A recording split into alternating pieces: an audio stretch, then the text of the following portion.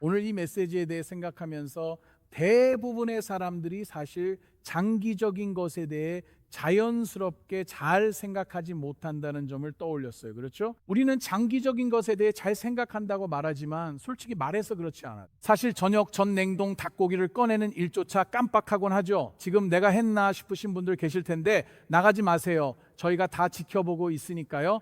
당신이라면 알 수 있죠. 다른 걸 생각하니까요. 눈앞의 것들이나 교통 상황 같은 것. 우리는 매달 내야 하는 청구서에 대해 생각해요. 우리는 다가오는 약속이나 축구 경기, 장보기 목록 혹은 코스트코에서 우리 앞에 있는 사람이 정말로 1997년처럼 수표책을 꺼내서 수표를 쓸지 아닐지 같은 것들을 생각하곤 하죠. 진심인가요? 수표를 쓰는 동안 내가 90초나 기다려야 한다고요? 얼마나 무례할 수 있는 거죠. 그렇지 않나요? 우리가 그렇게 느끼는 이유는 우리가 늘 급한 일에 쫓기며 살기 때문이에요. 하지만 오늘 우리가 알게 될 것은 성경은 우리에게 궁극적인 것을 바라보며 살라고 한다는 점입니다. 알프레드 노벨이라는 남자의 삶에서 흥미로운 이야기가 있습니다. 노벨은 다이너마이트를 발명한 것으로 가장 잘 알려진 뛰어난 스웨덴의 발명가였습니다. 1888년에 안타깝게도 그의 형제 루드비히가 세상을 떠났습니다. 하지만 여러 보도에서 루드비히의 죽음을 알프레드의 죽음으로 잘못 보도하는 일이 있었습니다. 그래서 알프레드 노벨은 자신이 아직 살아있음에도 불구하고 자신의 사망 기사들을 읽는 이상하고 불편한 경험을 하게 되었습니다. 한 프랑스 신문은 그를 이렇게 묘사했다고 합니다. 죽음의 상인이라고요. 왜일까요? 그가 다이너마이트를 발명했기 때문입니다. 그는 폭약과 무기 관련 산업을 통해 불을 쌓았습니다. 이제 잠깐 생각 실험을 해보길 바랍니다. 잠시만 이 상황을 곰곰이 생각해 보세요. 내일 아침에 자신의 부고 기사를 읽는다고 상상해 보세요. 그럼 아침 커피 맛이 완전히 망가질 것 같지 않나요? 우리 대부분은 인생의 마지막에 사람들이 우리에 대해 뭐라고 말할지 사실 알고 싶어 하지 않습니다. 우리는 그저 사람들이 좋은 점만 기억해 주길 바라고 장례식장에서 우리 엉뚱한 사촌이나 삼촌이 마이크를 잡지 않길 바랄 뿐이죠. 하지만 그 순간이 노벨로 하여금 자신의 유산에 대해 생각하게 만들었습니다. 그래서 이런 일이 벌어졌습니다. 7년 후인 1895년에 알프레드는 실제로 새 유언장에 서명했고 자신의 재산 대부분을 노벨상을 설립하는 데 남겼습니다. 인류의 이바지한 사람들을 기리기 위한 것으로 그 중에는 유명한 노벨 평화상도 포함되어 있습니다. 여러분, 이것이 바로 영원히 우리에게 해주는 일입니다. 영혼은 우리가 인생을 끝에서부터 거꾸로 바라볼 수 있게 도와줍니다. 이제 성경에서는 시편 90편 12절에서 이렇게 말합니다. 그러니 하나님 우리에게 우리 나를 세는 법을 가르쳐 주셔서 우리가 얻을 수 있게 해주십시오. 무엇을요? 지혜로운 마음을 우리가 얻을 수 있게 말이죠. 자, 그 말을 누가 썼는지 아시나요? 사실 그건 모세가 썼습니다. 모세가 그 말을 썼어요. 시편 90편에서요. 이제 잠시 생각해 보세요. 모세는 궁전에서 자랐고 이집트의 권력을 직접 보았습니다. 그는 홍해의 기적을 직접 보았습니다. 그는 광야에서 만나가 공급되는 것도 보았습니다. 그리고 그는 시내산에서 십계명을 받으며 하나님의 임재를 경험했습니다. 하지만 그의 인생 마지막에 이 말을 적으면서 그의 기도는 주님 내가 대단한 무언가를 세우게 해주세요가 아니었습니다. 그래서 사람들이 내가 누구인지 기억할 수 있도록 말이죠. 아니요. 그의 기도는 주님 제 날들을 세워볼 수 있도록 도와주셔서 지혜롭게 살 수 있게 해주세요였습니다. 지혜롭게 살 수 있도록 말이죠. 보세요. 여러분과 제가 이 땅에서 우리의 날들이 한정되어 있다는 것을 깨닫게 되면 정말 중요하지 않은 일에 시간을 낭비하는 일을 멈추게 될 것입니다. 그래서 오늘 우리가 함께 고민해 볼 좋은 질문이 있습니다. 여기 화면에 나와 있습니다. 만약 여러분이 그곳에 도달하기 전에 끝을 볼 수 있다면 어떨까요? 만약 여러분이 그곳에 도달하기 전에 끝을 볼 수 있다면 어떨까요? 그것이 오늘 여러분에게 어떤 영향을 줄까요? 여러분의 인생에서 무엇을 바꾸시겠습니까? 지금 당장 무엇에 대한 걱정을 멈추시겠습니까? 무엇을 혹은 누구를 용서하시겠습니까? 누구를 찾아가시겠습니까? 더 이상 누구를 쫓아가지 않으시겠습니까? 무엇이 더 중요해지고 무엇이 덜 중요해질까요? 여러분 바로 이것이 야고보서의 마지막 부분에서 성경이 우리를 이끌어 갈 것입니다.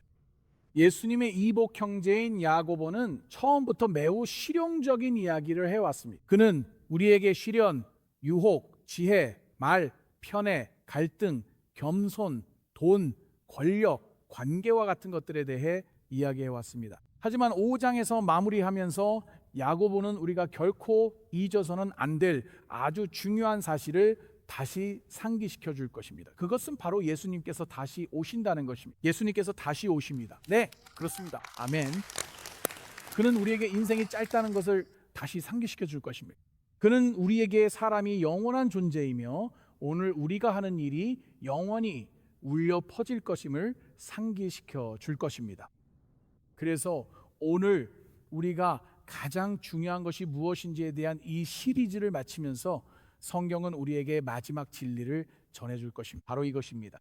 영혼을 기억하면 오늘을 다르게 살게 됩니다. 오늘을 다르게 살게 될 것입니다. 자, 이제 노트를 꺼내시고 첫 번째 포인트를 함께 살펴보겠습니다. 영혼을 생각하면 기다림 속에서도 인내할 수 있습니다. 이제 야고보서 5장 7절부터 살펴보겠습니다. 야고보는 우리가 꺼려하는 명령으로 시작하죠. 그는 말합니다. 인내하십시오. 인내하십시오. 에 동그라미를 치세요. 그러므로 형제자매 여러분, 주님이 오실 때까지 또는 예수 그리스도께서 다시 오실 때까지 인내하십시오. 저는 여러분은 어떨지 모르겠지만 인내는 제게 있어서 보통 첫 번째 영적 은사는 아닙니다. 어떤 사람들은 인내심이 있습니다. 그런 분들께 박수를 보냅니다. 그들은 침착합니다. 그들은 한결같습니다. 여러분은 교통체증에 앉아 있으면서 이제 교통체증에 걸렸으니 기도할 시간이 더 생겼네 라고 말할 수 있는 그런 분이군요. 저는 그런 사람이 아닙니다. 정말 아닙니다. 여러분 중 일부는 저와 더 비슷할 겁니다. 주님, 제가 기도하겠습니다. 주님, 저 왼쪽 차선에 있는 사람을 옮겨주시길 기도하겠습니다. 그게 제 기도입니다. 좋아요. 저와 동의하는 분들이 몇 분 더 계시네요. 좋습니다. 보세요. 우리는 기다리는 것을 정말 싫어하도록 훈련받는 세상에 살고 있습니다. 패스트푸드가 있죠. 초고속 인터넷도 있습니다. 모바일 뱅킹, 식료품 배달, 우버이츠, 당일 배송, 그리고 오프닝 건너뛰기가 가능한 스트리밍 서비스까지 있습니다. 정말 유용한 기능이죠. 정말 좋네요. 이제 지루한 부분은 전부 건너뛸 수 있죠. 시스템을 속이려면 그 시리즈에서 그냥 바로 요약만 읽으면 됩니다. 30초 만에 시리즈 전체를 볼 수도 있어요. 결국 누가 죽는지도 바로 알 수 있죠. 그렇죠? 참고로 그 기능은 정말 유용합니다. 하지만 야고보는 영원히 우리를 변화시키는 방법 중 하나가 우리에게 기다림을 가르쳐 준다는 것이라고 말합니다. 영원은 우리에게 기다림을 가르쳐 줄 것입니다. 그리고 성경은 7절에서 이런 그림을 보여줍니다. 농부가 땅의 귀한 열매를 어떻게 기다리는지 보십시오. 어떻게 한다고요? 인내하면서 기다리는 것입니다. 열매를 기다리며 인내하는 것입니다. 그래서 성경은 말합니다. 농부를 보라고요? 이것은 우리를 위한 작은 비유, 그림, 예시입니다. 그러니 우리도 그렇게 해봅시다. 농부를 바라보면 농부는 많은 사람들이 있고 있는 성장 과정에 대해 뭔가를 이해하고 있다는 것을 알게 됩니다. 다시 말해 우리도 씨앗을 심을 수 있고 땅을 준비할 수 있습니다. 잡초를 뽑을 수도 있습니다. 땅에 물을 줄 수도 있습니다. 하지만 여러분이 할 수 없는 것이 있습니다. 수확을 억지로 앞당길 수는 없습니다. 그건 할 수 없습니다. 그건 불가능합니다. 하지만 여러분이 할 수 있는 것은 그 과정에서 신실하게 임하는 것입니다. 하지만 불가능한 것은 하나님이 주신 현재의 계절을 여러분이 통제하는 일입니다. 그래서 현장과 온라인의 모든 분들에게 이 말의 실질적 의미는 바로 적용입니다. 오래 기도해 온 분들도 있습니다. 섬기고 믿으며 옳은 일을 하려 애써온 분들도 계시죠. 하지만 아직 결실은 없습니다. 즉 관계가 회복되지 않아 자녀가 아직 돌아오지 않았다는 겁니다. 아직 답이 오지 않았다는 뜻입니다. 여러분이 열리기를 기다리는 그 문이 아직 열리지 않았다는 뜻입니다. 아직 치유가 일어나지 않았다는 뜻입니다. 아직 그 짐이 벗겨지지 않았다는 뜻입니다. 그리고 성경은 야고보서 5장에서 이 모든 것에 대해 말씀합니다. 인내하십시오. 인내하십시오. 그렇다면 성경적인 인내란 무엇일까요? 좋은 질문입니다. 성경적인 인내는 어깨를 으쓱이며 될 대로 되라고 말하는 것이 아닙니다. 하쿠나 마타타 맞죠? 아니요. 그건 라이온 킹 신학입니다. 그건 성경적인 신학이 아닙니다. 혹은 바비 맥퍼린처럼 걱정하지 마세요. 행복하세요. 맞아요. 아니요. 그건 성경적인 신학이 아니죠. 맞죠? 성경적인 인내는 이것입니다. 이걸 적어두세요. 준비되셨나요? 성경적인 인내는 신실한 인내입니다. 두 단어. 신실한 인내. 그게 바로 인내입니다. 그것은 여러분이 하나님을 신뢰한다는 뜻입니다. 여러분은 오직 하나님만이 하실 수 있는 일을 기다리며 하나님을 신뢰하는 것입니다. 그래서 8절에서 성경은 말합니다. 농부처럼 여러분도 인내하십시오. 그리고 그것이 어떻게 해야 하는지 우리에게 알려줍니다. 그럼 하나님 그걸 어떻게 해야 하나요? 여러분은 마음을 굳건히 해야 합니다. 그 구절에 동그라미를 치세요. 마음을 굳건히 하세요. 왜냐하면 혹은 때문에 주님의 오심이 가까웠기 때문입니다. 예수님의 재림이 우리에게 임박했습니다. 지금 일어나고 있습니다. 곧 일어날 것입니다. 그래서 저는 마음을 굳건히 하라는 말이 참 좋습니다. 기다리며 인내하는 동안 마음을 강하게 다잡으라는 뜻이죠. 마음을 안정시키라는 의미입니다. 다르게 말하면 마음을 단단히 붙잡으라는 뜻입니다. 두려움, 좌절, 지연, 실망, 낙담 같은 것들에 마음이 흔들리지 않게 하세요. 왜냐하면 영원을 잊고 주님이 다시 오신다는 사실을 잊으면 기다림이 마치 시간을 낭비하는 것처럼 느껴질 것이기 때문입니다. 인생을 낭비하는 것처럼 느껴질 것입니다. 하지만 영원을 기억하고 주님의 재림을 기억한다면, 성경이 우리에게 가르쳐주는 대로라면 여러분의 기다림은 실제로 영적 성숙의 한 과정이 됩니다. 이것이 하나님의 제자 훈련 과정입니다. 하나님은 이렇게 일하십니다. 이렇게 생각해 보세요.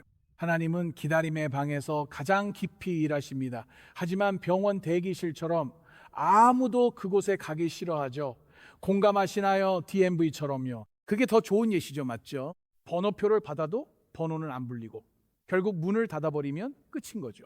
아무도 하나님의 대기실에서 기다리는 걸 좋아하지 않지만, 영적으로 말하면 여러분이 하나님의 대기실에 있을 때 여러분 인생에서 가장 큰 성장이 바로 그 순간에 일어날 거라고 말씀드릴 수 있습니다. 이것이 성경이 가르치는 바입니다. 이건 저만의 생각이 아닙니다. 성경을 한번 생각해 보세요. 준비되셨나요? 아브라함은 아들을 기다렸습니다. 요셉, 지난주에 우리가 그에 대해 이야기했죠. 그는 감옥에서 기다렸습니다. 다윗은 왕위에 오르기까지 수년을 기다렸습니다. 제자들은 십자가와 부활 사이에서 깊은 절망과 슬픔 속에 기다렸습니다. 그들은 모든 것이 끝났다고 생각했습니다. 제가 방금 말씀드린 그 어떤 예시도 단 하나도 하나님께 잊혀진 적이 없습니다. 그러니 제 말을 꼭 들어주세요. 준비되셨나요? 오늘 제 말을 들어주세요. 바로 이겁니다. 기다림이란 하나님께서 여러분의 삶에 계시지 않다는 뜻이 아닙니다. 오늘 이 말을 꼭 들어야 하는 분들이 계십니다. 기다림이란 하나님께서 여러분의 삶에서 아무 일도 하지 않으신다는 뜻이 아닙니다. 기다림이란 하나님께서 여러분에 대해 마음을 바꾸시고 여러분을 포기하셨다는 뜻이 아닙니다. 여러분, 때로는 기다림이야말로 하나님께서 여러분의 열매를 늘리시기 전에 뿌리를 더 깊게 하시는 시간입니다. 자, 누군가 동의하시나요? 여러분도 저와 동의하실 수 있나요? 네. 그래서 신뢰합니다만 바로 그렇기 때문에 영원을 바라보며 사는 것이 중요합니다. 왜냐하면 이 삶이 전부라면 여러분이 겪는 모든 지연이, 삶에서 느끼는 모든 지연이 재앙처럼 느껴질 것입니다. 왜냐하면 그 상황을 여러분이 통제할 수 없기 때문입니다. 하지만 예수님이 다시 오신다면, 예수님이 재림하신다면, 영원히 진짜라면 하나님께서 여러분의 삶, 여러분 가족의 삶, 우리 공동체, 우리 나라, 그리고 인류 역사를 통틀어 더 큰 이야기를 써내려가고 계신다면, 그렇다면 어떻게 될까요? 그리고 저는 그 이야기에서 아주 작은 역할을 맡게 되는 것입니다. 그렇기 때문에 아직 추수의 때가 오지 않았다고 해서 저는 당황할 필요가 없습니다. 전 계속 씨를 뿌릴게요. 그게 제가 할 수 있는 일이니까요. 저는 계속 기도할 수 있습니다. 저는 계속 사랑할 수 있습니다. 저는 계속 나누고 섬기고 믿고 신뢰할 수 있습니다. 왜일까요? 왜냐하면 농부가 추수가 올 것을 아는 것처럼 성경은 우리에게 말합니다. 예수님의 제자인 여러분과 저는 언젠가 왕이 우리를 위해 다시 오실 것을 알 수 있다고요. 아멘. 자, 이제 질문입니다. 여러분은 지금 어디에서 기다림에 지쳐 있나요? 왜냐하면 여러분 중일부가 지금 이런 시기를 겪고 있다는 걸 알기 때문입니다. 여러분은 어디에서 포기하고 싶은 유혹을 느끼고 있나요? 여러분은 어디에서 하나님께서 여러분을 잊으셨다고 믿기 시작하고 있나요? 오늘 여러분에게 야고보가 성경이 말합니다. 여러분의 마음을 굳건히 하십시오. 영원을 생각하며 여러분의 마음을 굳건히 하십시오. 잠시의 지연이 하나님에 대한 영원한 확신을 빼앗지 못하게 하십시오. 보세요. 영원은 여러분에게 하나님의 지연이 하나님의 거절이 아님을 상기시켜 줍니다. 좋아요. 이제 두 번째 포인트를 살펴봅시다. 두 번째 포인트는 영원히 내 인간관계에 은혜를 준다는 것입니다. 야고보는 아주 실질적인 명령으로 계속 이어갑니다. 저는 이 구절이 정말 좋아요. 서로 불평하지 마십시오. 불평이라는 표현에 동그라미를 쳐보세요. 형제들아, 서로 불평하지 마십시오. 그래야 심판을 받지 않습니다. 보십시오. 심판자, 즉 예수님 대문자 제이 맞죠? 그 심판자가 문 앞에 서 계십니다. 자, 이제 야고보가 여기서 무엇을 하고 있는지 주목해 보세요. 그는 우리에게 주님의 오심에 대해 계속 이야기해 왔습니다. 영원을 바라보며 살아가는 것에 대해 우리에게 말해 왔죠. 예수님께서 다시 오신다는 것에 대해 계속 이야기해 왔습니다. 그런데 갑자기 이 모든 이야기 중에 서로 불평하지 말아라고 말합니다. 처음 들으면 약간 이상하게 느껴질 수 있는 전환처럼 보입니다. 이게 뭐지? 그는 지금 어디로 가고 있는 걸까요? 그렇지 않나요? 하지만 야고보는 우리 모두가 상기해야 할 인간 본성에 대해 잘 알고 있습니다. 바로 이 점입니다. 압박이 커질수록 우리는 다른 사람에 대한 인내심이 줄어듭니다. 삶이 힘들고 어려워지면 사람들은 서로를 더 짧게 대하곤 하죠. 기다림이 길어지면 인내심도 금방 바닥납니다. 스트레스가 심해질수록 서로에 대한 관용은 줄어듭니다. 자칫하면 우리는 가장 가까운 사람들에게 좌절감을 쏟아내게 됩니다. 무슨 말인지 아시는 분 계시죠? 우리는 이런 일을 항상 합니다. 배우자에게 불평을 하게 되고 자신의 아이들에게 짜증을 내기도 합니다. 동료들을 비판하기도 하지요. 눈을 굴리기도 합니다. 교회 사람들에게도 그렇죠? 우리는 실제로 일어나지 않는 대화를 머릿속에서 계속 연습합니다. 그런데 이상하게도 항상 우리가 그 논쟁에서 이기죠. 무슨 말인지 아시는 분 계시죠? 무슨 뜻인지 아실 겁니다. 샤워하며 완벽한 상상 속 대화를 해 보셨을 테니까요. 그때 여러분은 정말 멋졌죠? 잘하셨습니다. 박수 드립니다. 주장을 확실히 하셨네요. 정말 유창했어요. 침착하게 성경 구절도 잘 인용했죠. 정말 잘하셨어요. 그리고 그들이 여러분에게 사과했어요. 정말 아름다운 순간이었죠. 문제는 그 일이 실제로는 일어나지 않았다는 것. 일이 뜻대로 안 될 때면 야고보의 설명이 필요해요. 그가 우리에게 말해주고 상기시켜줘야 해요. 여러분 불평하지 마세요. 서로에게 불평하지 마세요. 그러지 마세요. 보세요. 여기서 불평하다라는 단어는 누군가에 대해 한숨을 쉬거나 신음하거나 중얼거리는 의미를 담고 있습니다. 쟤네가 여기 온 거 믿을 수 있어요? 제가 이 파티에 얼굴을 들이밀었다는 게 믿겨져요? 정말 믿을 수가 없네요. 정말 멍청한 행동 아니었어요? 우리가 바로 이렇게 하죠. 이런 조용한 순간들, 속삭이듯 내뱉는 말들, 미묘한 비판, 차가운 태도, 은근한 비꼼, 영적으로 눈을 굴리는 행동, 이런 모든 것들이 그렇습니다. 야고보는 우리에게 말합니다. 여러분의 상황에서 오는 압박에 서로를 대하는 방식을 망치게 두지 마세요. 그러지 마십시오. 9절의 이유는 이렇습니다. 보라, 심판관이 여기 동그라미 하세요. 문 앞에 계십니다. 그분이 예수님이세요. 이건 정신이 번쩍 드는 말이죠. 우리의 주의를 집중시킵니다. 그리고 물론 예수님과 야고보가 이 말을 하시는 이유는 우리 믿는 자들을 겁주기 위함이 아닙니다. 이 말은 결국 우리를 깨우려는 겁니다. 그분은 언젠가 우리의 모든 태도를 기억하라고 상기시키고 계십니다. 우리가 내뱉는 모든 말, 모든 동기, 모든 관계가 결국 언젠가는 예수 그리스도의 빛 아래에서 드러나게 될 것입니다. 영원과 예수님의 심판을 기억하면 제가 심판자처럼 행동하는 걸 멈추게 됩니다. 이런 영원한 관점은 우리 관계를 변화시킵니다. 예수님이 궁극적 심판자임을 잊으면 모든 걸 제 중심적으로 보게 되죠. 이것이 오늘날 우리 문화의 큰 문제입니다. 하나님이 아닌 나 중심이 되어가고 있기 때문입니다. 그래서 우리는 내 상처, 내 의견, 내 좌절, 내 선호, 그리고 내 입장만을 생각하게 됩니다. 하지만 내가 영혼을 기억할 때 더 나은 질문을 하기 시작합니다. 여기 한 가지 질문이 있습니다. 지금 이게 정말 신경 쓸 만한 일일까요? 이게 정말 신경 쓸 가치가 있을까요? 이 일로 내 인생의 관계를 해칠 가치가 있을까요? 이 질문은 어떨까요? 내가 이 길을 간다면 이것이 하나님 마음을 아프게 할 만큼 가치 있는 일일까요? 아마도 이 질문이 제가 가장 좋아하는 질문 중 하나일 겁니다. 이 일이 100년 후에도 정말 중요할까요? 정말 그럴까요? 친구요, 마지막 이 질문이 당신의 시간을 많이 절약해주고 삶을 단순하게 만들어줄 거라고 말하고 싶어요. 이 일이 100년 후에도 중요할까요? 지금 이 일이 나를 짜증나게 하는가? 그건 아마 맞을 겁니다. 내가 화낼 권리가 있는가? 그게 중요한 게 아닙니다. 당신에게 그럴 권리가 있을지도 모르죠. 제가 증명할 수 있는지도 중요하지 않아요. 당신이 옳을 수도 있겠네요. 하지만 정말 중요한 건 이것이 영혼 속에서 의미가 있을까 하는 점입니다. 예수 그리스도의 은혜 아래에 서 있을 때 다른 사람을 판단하는 위치에 서는 것이 훨씬 더 어려워집니다. 그리고 나는 사람들이 영원하다는 사실을 기억해야 합니다. 하지만 우리가 다투는 대부분의 일들은 그렇지 않죠. 그러니까 이렇게 생각해 보세요. 지금 당신을 짜증나게 하는 그 사람도 영원한 존재입니다. 당신과 다르게 투표하는 그 사람도 맞아요. 그 사람도 영원한 존재입니다. 교회에서 당신이 좋아하는 자리에 앉아 있는 그 사람도 역시 영원한 존재입니다. 오늘 아침에 당신의 주차 자리를 차지한 그 사람도요, 맞죠? 영원을 바라보며 살 때 나는 관계가 사소한 삶을 살기에는 너무나 중요하다는 것을 깨닫게 됩니다. 옆 사람을 바라보며 이렇게 말해보세요. 당신은 다툴 만큼 하찮은 사람이 아니에요. 자, 해보세요. 나는 당신과 다툴 만큼 하찮은 사람이 아니에요 라고 말해보세요. 라고요. 지금도 몇 분은 다투고 계신데 그만하세요. 불평도 그만하시고요.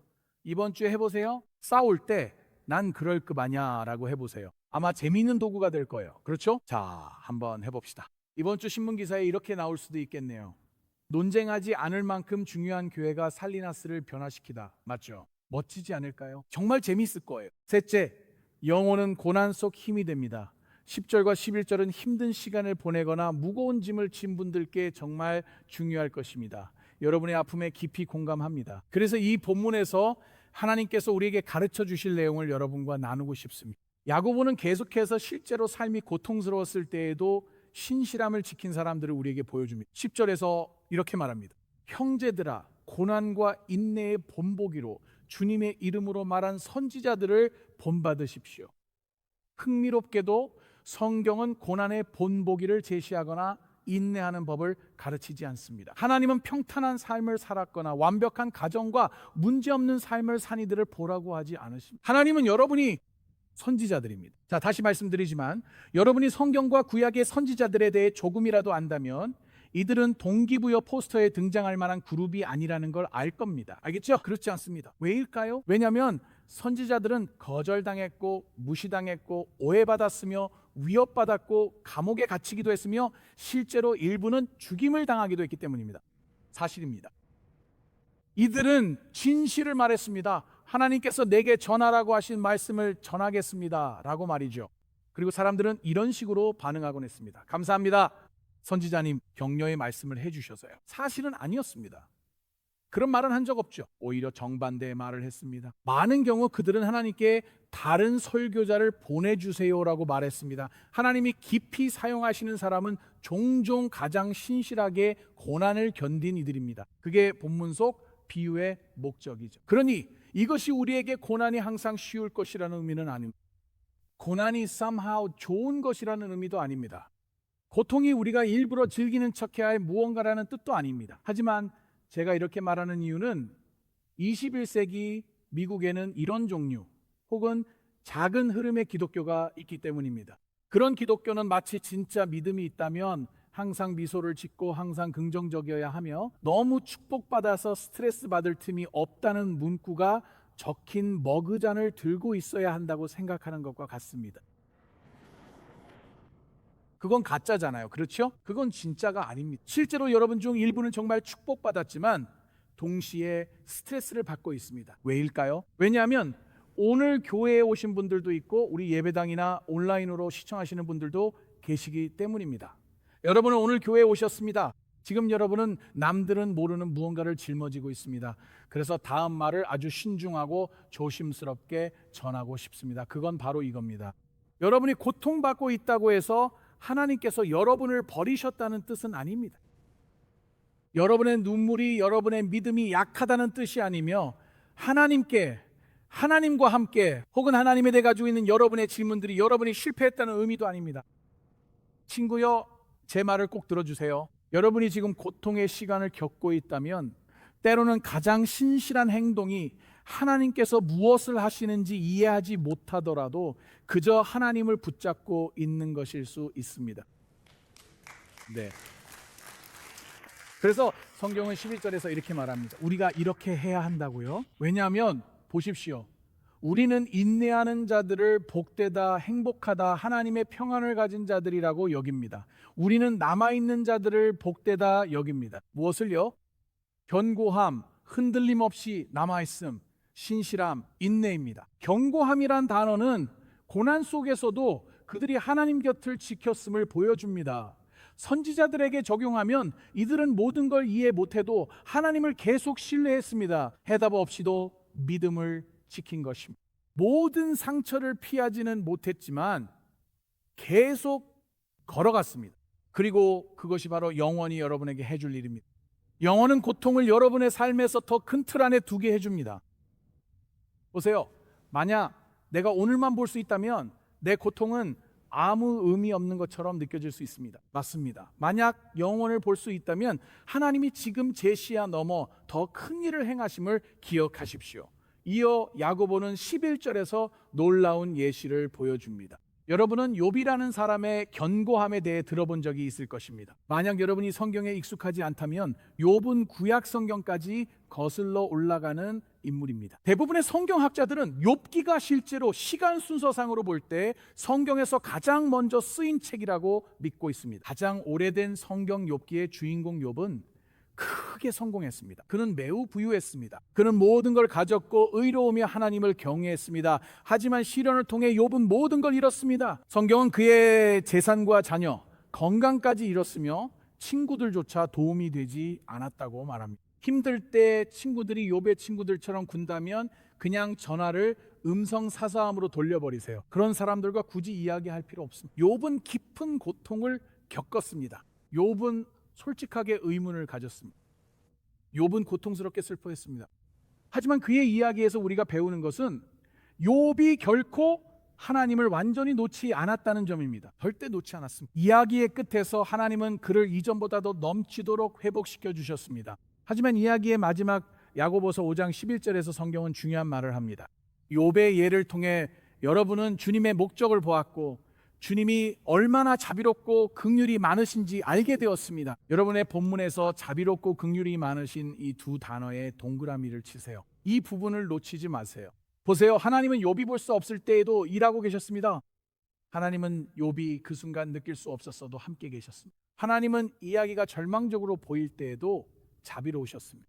그리고 친구여, 그것이 바로 영혼의 소망입니다. 영혼은 내 고통이 마지막 장이 아니라는 것을 일깨워줍니다. 이제 이것은 여러분 중 일부에게 매우 중요합니다. 왜냐하면 여러분과 나누고 싶은 것이 있기 때문입니다. 여러분 중에는 최근에 의사로부터 좋지 않은 진단을 받은 분들도 있을 것입니다.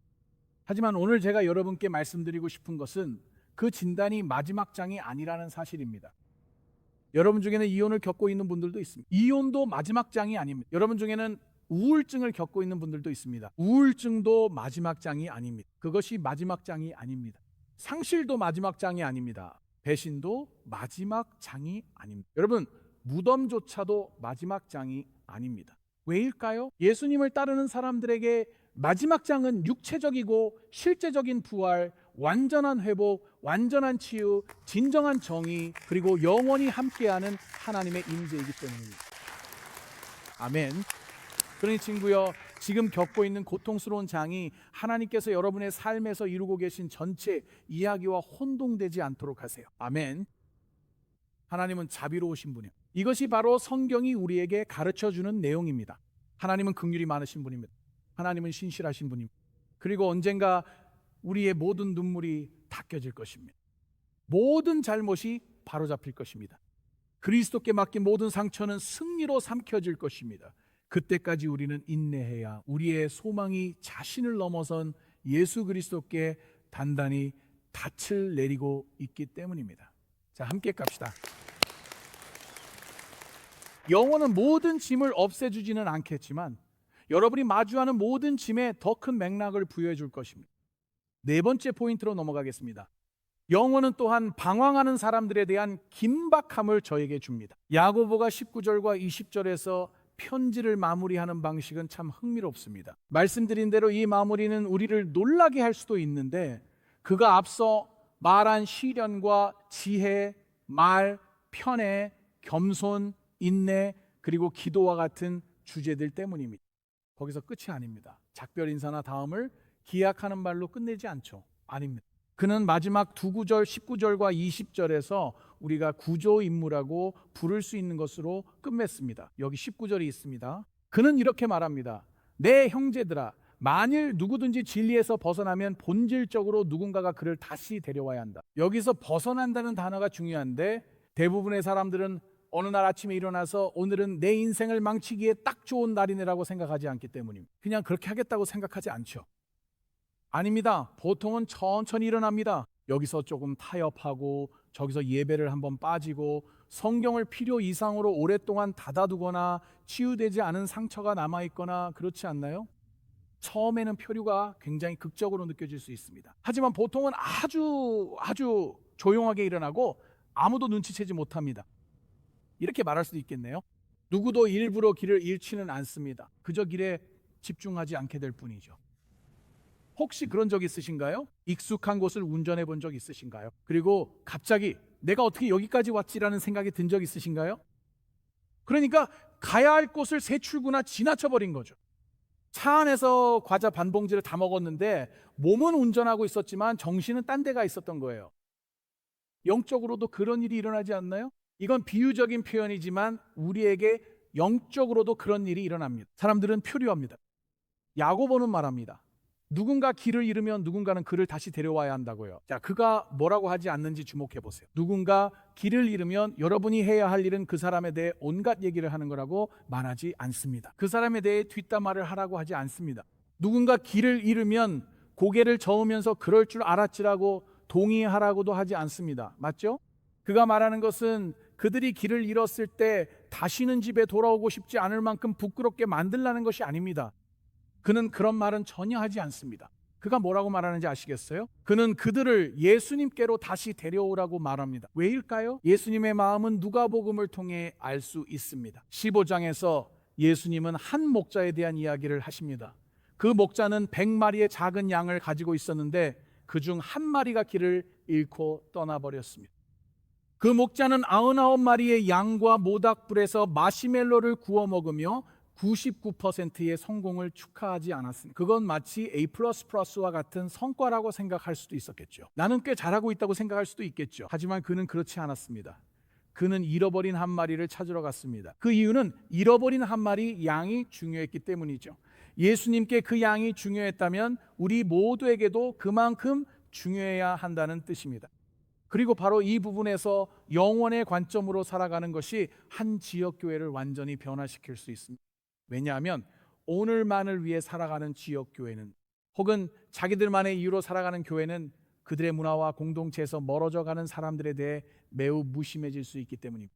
하지만 영혼을 염두에 두고 살아가는 교회는 진리에서 멀어져 가는 사람들에 대해 무심할 수 없습니다. 우리는 그 문제에 대해 무언가를 해야만 합니다. 그래서 컴퍼스 교회에서는 우리는 영혼의 빛 아래에서 살아갑니다. 그래서 우리는 사람들을 찾아 나섭니다. 왜일까요? 우리는 천국과 지옥이 실제로 존재한다고 믿기 때문입니다. 우리는 은혜가 여전히 주어진다고 믿습니다. 진리는 여전히 우리 문화에 중요하다 믿습니다. 예수님이 구원하심을 믿어요. 자, 누군가 동의하시나요? 누가 듣고 계신가요? 그렇죠? 야고보는 그의 편지를 20절에서 이렇게 마무리합니다. 누구든지 방황하는 죄인을 돌아서게 하는 자는 그의 영혼을 사망에서 구원할 것이다.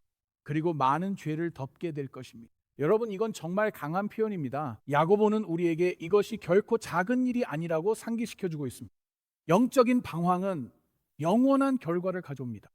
영적인 회복은 누군가의 삶에 영원히 영향을 줍니다. 집중해 보세요. 여러분, 제가 이 부분 할 때 좋아하시죠? 자, 집중해 보세요. 이게 무슨 의미인지 아시나요? 발코니에 계신 분 아직 집중 안 한 거 보여요. 자, 함께 해요. 자, 여러분 다 보고 있어요. 이 말은 한 통의 전화가 큰 의미가 될 수 있다는 겁니다. 그게 바로 이 말의 의미예요. 한 번의 초대가 그 사람에게 큰 의미가 될 수 있다는 뜻입니다. 커피 한 잔이 큰 의미가 될 수 있다는 뜻이에요. 한 번의 기도가 큰 의미가 될 수 있다는 뜻입니다. 문자 한 통, 너 생각났어, 오랜만이야, 보고 싶어 같은 말도 큰 의미가 될 수 있어요. 중요한 건 하나님이 누군가를 돌아오게 하실 때 무엇을 쓰실지 우리는 알 수 없다는 거죠. 여러분 중에도 누군가의 방문 덕분에 오늘 이 자리에 계신 분들이 있습니다. 잠시만 그 점을 생각해 보세요. 누군가 여러분을 위해 기도했습니다. 누군가 여러분을 초대했습니다. 누군가는 여러분을 절대 포기하지 않았어요. 누군가는 여러분의 인생에 아직 더 많은 이야기가 남아있다고 믿었습니다. 그 점이 정말 감사하지 않나요? 자, 그렇죠. 그리고 이제 야고보는 여러분에게 말합니다. 누군가를 위해 그런 사람이 되라고요. 그래서 여러분이 그리스도를 따르는 사람이라면 여러분에게 이런 질문을 드리고 싶어요. 여러분의 한 사람은 누구입니까? 오늘 여러분의 한 사람은 누구인가요? 그저 그들에 대해 이야기만 하지 마세요. 그들의 이름을 적으세요. 자, 지금 바로 그 이름을 적어보세요. 알겠죠? 그들을 위해 기도하세요. 문자를 보내고 초대하고 함께 앉고 사랑으로 그들을 예수님께로 다시 이끌어 주세요. 친구여, 영원을 단지 믿는 교리로만 여기지 말고 삶으로 실천하는 사명으로 삼으세요. 그 사람들을 포기하지 마세요. 절대 포기하지 마세요. 그들의 이야기가 끝났다고 단정하지 마세요. 영원의 빛 가운데 산다는 것은 사람들이 고쳐야 할 프로젝트가 아니라는 사실을 우리에게 상기시켜 줍니다. 그들은 사랑해야 할 영혼입니다. 그들은 사랑해야 할 영혼입니다. 아멘인가요? 이제 영원의 빛 가운데 사는 교회는 예수님께서 구원하시기 위해 죽으신 사람들을 결코 포기하지 않을 것입니다. 오늘 제가 나누고자 하는 메시지를 잘 담고 있는 마지막 이야기를 하나 들려드리겠습니다. 수년 전 선교사 짐 엘리엇은 에콰도르의 미전도 부족에게 복음을 전하려다 안타깝게도 목숨을 잃었지만 그는 자신의 일기장에 매우 강력하고 깊은 글을 남겼습니다. 그가 이렇게 썼습니다. 그는 이렇게 썼습니다. 자신이 지킬 수 없는 것을 포기하는 사람은 어리석은 사람이 아니다. 잃을 수 없는 것을 얻기 위해서. 여러분, 이 한 문장이 바로 영혼입니다. 영혼의 빛 가운데 사는 삶입니다. 짐 엘리엇은 오늘 야고보가 우리에게 가르치려는 것이 무엇인지 이해했습니다. 바로 이 삶이 중요하다는 것입니다. 이 삶이 전부가 아닙니다. 아무리 애써도 여러분은 자신의 돈을 지킬 수 없습니다. 여러분은 자신의 몸도 지킬 수 없습니다. 여러분은 자신의 일정도, 집도, 직함도 지킬 수 없습니다. 다른 사람들의 박수갈채도 영원히 지킬 수는 없지만 성경에 따르면 여러분이 예수 그리스도를 위해 하는 일은 영원히 남을 것입니다. 영원히 남을 것입니다. 기다림 속에서의 신실함은 영원히 남습니다. 관계 속에서의 은혜도 영원히 남을 것입니다. 고난 속에서의 인내도 영원히 남을 것입니다. 그리고 여러분이 하나님께로 인도하는 한 사람 한 사람 모두가 영원히 의미 있게 남을 것입니다. 그것은 영원히 의미가 있을 것입니다. 언젠가 기다림이 끝날 테니까요, 친구. 고통도 치유되고 잘못된 일들도 바로 잡힐 겁니다. 언젠가 방황하던 이들도 집으로 돌아올 것입니다. 그리고 언젠가 예수님께서 친히 하늘로부터 다시 오실 것입니다. 그리고 여기 질문이 있습니다. 아멘. 오늘 우리가 함께 생각해 볼 질문이 하나 있어요. 준비되셨나요? 나는 정말로 가장 중요한 것을 위해 살고 있는가? 나는 영원히 의미가 있을 것을 위해 살고 있는가? 단지 내가 바쁘거나 단지 내가 성공하고 있는지가 아니라 단지 한 주를 버티고 있는지가 아니라 나는 오늘을 영원을 생각하며 살고 있는가?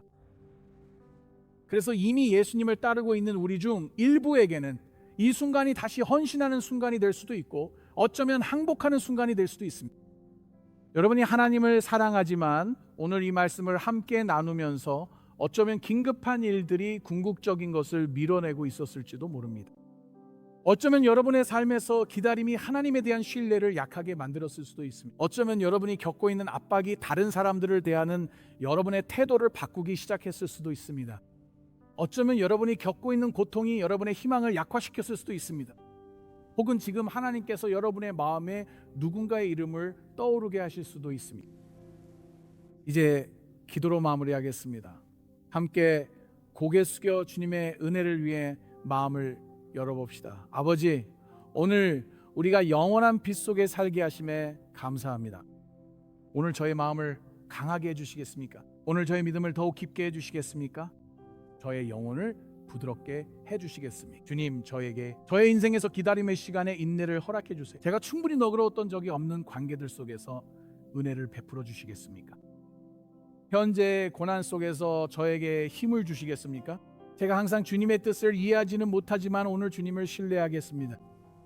주님을 멀리한 사람들을 위해 긴박한 마음을 주시겠습니까? 오늘 저는 다시 한번 가장 중요한 것에 제 자신을 맡깁니다. 고개 숙인 여러분께 말씀드립니다. 이 중에는 아직 예수님을 따르지 않는 분들도 계실 겁니다. 지금이 바로 돌아올 때입니다. 오늘 하나님께서 여러분을 초대하셨으니 멀어졌던 마음을 돌려 이제 집으로 돌아오십시오. 진리에서 멀어진 적이 있을지도 모릅니다. 죄책감, 수치심, 죄와 두려움, 후회를 안고 살아왔을 겁니다. 길을 잃고 외로울 수 있습니다. 도움과 희망이 필요합니다. 오늘 예수님께서 십자가에서 하신 일로 여러분을 집으로 인격적 관계로 부르십니다. 좋은 소식은 여러분이 너무 멀리 간 것이 아니며 아직 늦지 않았다는 것입니다. 하나님 은혜는 멀지 않습니다. 예수님이 여러분을 위해 오셔서 죽고 부활하셨기 때문입니다. 이제 용서와 회복으로 여러분을 새롭게 하십니다. 그리고 오늘 여러분은 집으로 돌아올 수 있습니다. 해당되신다면 저와 함께 이 기도를 따라 해주세요.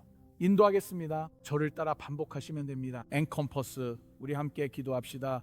아무도 혼자이지 않도록요. 예수님, 오늘 저는 주님이 필요합니다. 주님의 부활하심을 믿습니다. 부활을 믿어요. 저의 죄를 용서해 주세요. 오늘 저는 삶을 주께 드려요. 성령님으로 저를 채워주세요. 주님을 따를 수 있도록 도와주세요.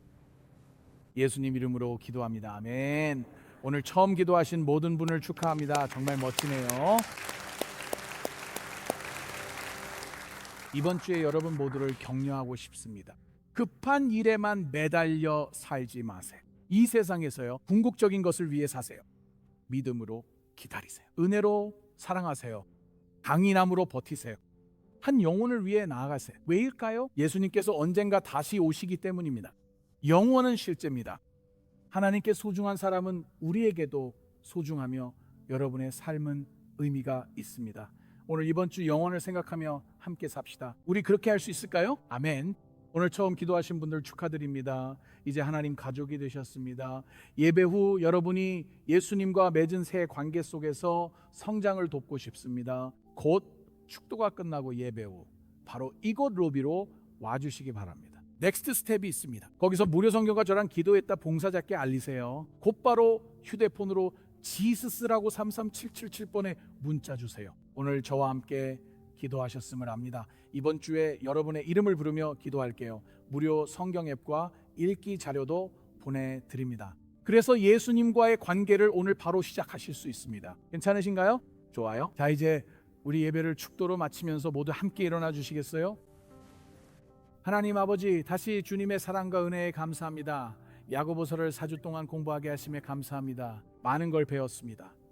주님, 우리가 중요한 것들을 늘 마음에 새기게 하소서. 나침반 되신 주님이 여러분을 축복하고 지키시며 그 얼굴을 비추어 은혜 베푸시길 빕니다. 주님의 평강과 축복이 예수님 이름으로 여러분과 함께하길 빕니다. 아멘. 즐거운 주일 보내세요. 다음 주말에 또 뵙겠습니다. 오늘 말씀에 함께해 주셔서 정말 감사합니다. 하나님의 말씀이 여러분을 격려하고 도전하며 여러분의 삶을 위한 하나님의 진리를 다시 한번 일깨워 주었길 바랍니다. 이 지역에 계시다면 컴패스 처치 주말 예배에 직접 오시길 초대합니다. 매주 성경적 가르침과 아이들, 청소년을 위한 프로그램이 준비되어 있습니다. 따뜻한 가족 같은 분위기에서 진행되니 꼭 함께해 주세요. 이 사역이 축복이 되었다면 오늘 헌금에 동참해 주시겠습니까? 여러분의 후원은 다양한 매체와 지역 사회 아웃리치로 예수님의 소망을 전하는 데 큰 힘이 됩니다. 기부나 자세한 내용은 저희 웹사이트를 방문해 주세요. 다음 시간까지 예수님의 소망을 품고 살아가시길 바랍니다.